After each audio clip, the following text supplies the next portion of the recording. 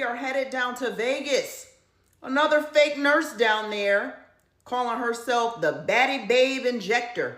So this is not okay. Doing Botox, filler, doing it out of her house nonetheless, but a patient got sick. She gave them a BBL and they got sick, abscesses or whatever, so they reported it. Be careful where you are getting aesthetic services. A lot of people have infiltrated our profession. Do not have the proper credentials to do it. Check. First of all, you shouldn't be going to nobody's house to get it done. You should be going into a real med spa. Why would you choose to go to someone's house to get a BBL, to get any work done? Imagine you going to somebody's plastic surgeon office in their home, built right out of the home. You're going to think like, what the heck? Okay, you guys need to think the same when you're getting injectables done. These are medical procedures, okay? Bad enough you have new nurses, no discredit to these new nurses, coming fresh out of nursing school, injected. First, you have to get the experience, you guys. You have to develop skill, okay? So as a nurse injector or a nurse practitioner injector or PA injector, doctor injector, cosmetic surgeon, plastic surgeon, whatever realm you are in, these individuals are licensed. They have spent numerous years in school gaining experience in anatomy, okay? And like everybody wants to be influenced by the hype, the lifestyle of, oh, injectables. I'm an injector, but please understand, I have been an injector now times 8 years. And before I became an injector, guess what? I was a nurse. I became a nurse back in 2012, okay? I became a practical nurse at 17. And not only did I learn the skills like to inject patients, but I built skills to critically think, communicate, research, okay? Evidence-based practice. My undergraduate at a university for 4 years and did my RN school, okay? Graduated in 2016. Did critical care, became a leader, did leadership, became a supervisor, charge nurse, all these things I've got in skill in over time, okay? I became an injector, to be exact, back in 2017.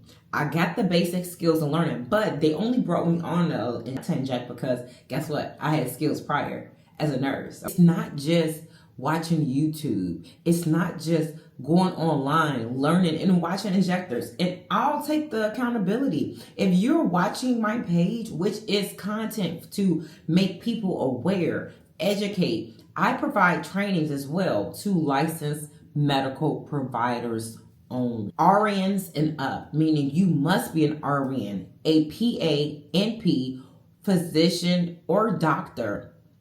Even dentists come to me to get some type of training, okay, with these medical products.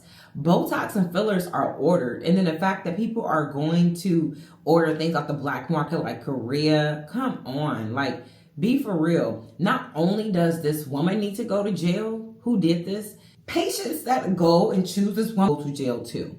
They need to be held accountable. They need to be responsible for choosing to not get medical services in medical centers, cosmetic centers, or even clinics, okay? I fly out everywhere from the West Coast to the East Coast, and I'm telling you guys, it is not okay. It is not okay to choose to be cheap. And now you're paying a bigger price tag of going to the doctor to get medical procedures, ER, and you now have to sue someone because you failed to be accountable to not do your research to make sure the person was credible, licensed, or capable to do this the right way. And I'm not saying she wasn't a nurse. Don't care if she wasn't, if she was not a nurse. This is unethical, you guys. What level of ethics do you guys have now? Like, man, there is no amount of influence, famousness, I don't care, to go to someone who has a lot of followers or just well known. I don't care, okay? Because that doesn't mean that your work is the best. And let me tell you, a lot of these celebrities is looking botched, but don't be the one to say that you heard that from me, because you already know it, okay? And not to mention, unfortunately, I have celebrity clientele that I had to be real and tell them, hey, this is not normal. You should not look like this.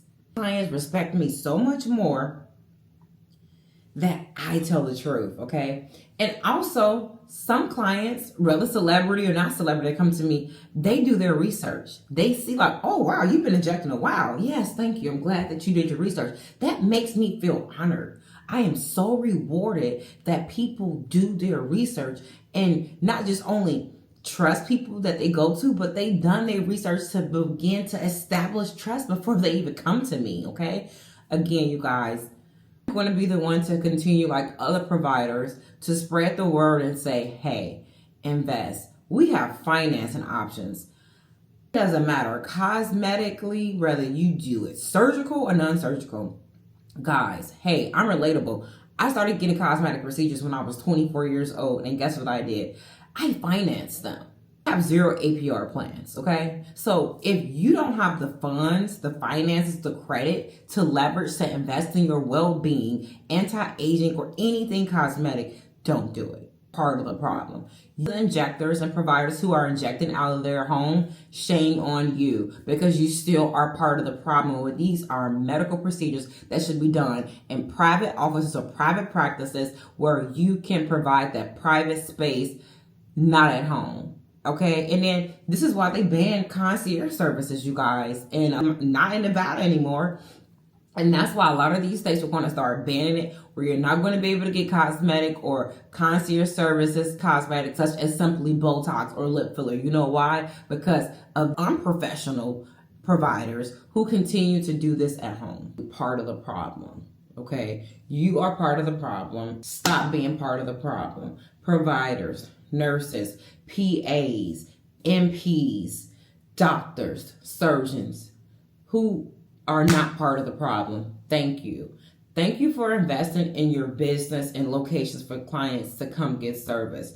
Thank you for investing in your patients and time and building safe practices like myself. Thank you.